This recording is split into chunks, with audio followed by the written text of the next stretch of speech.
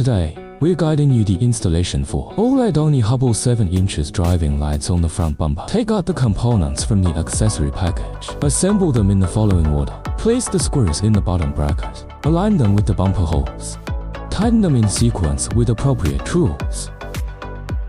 Ensure the assembly is secure. Next, take out the wiring harness for damage-free wiring process. The demo car is Tank 300. We rig the wires from this position in the engine bay.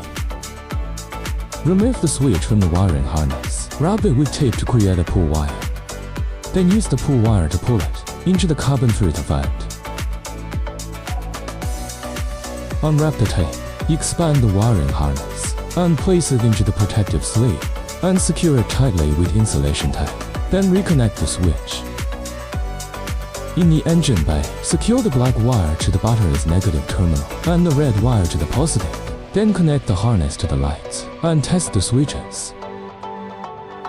The red switch controls the main driving light. The green one switches the position light. Colors between yellow and white. Use insulation tape to wrap extra wires to avoid scattering. Apply hot melt glue to the switch at the driver's position. Stick it inside the storage compartment.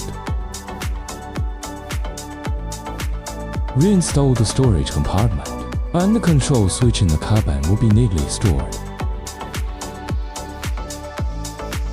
Place the engine bay wiring into the original sleeve and secure it with insulation tape.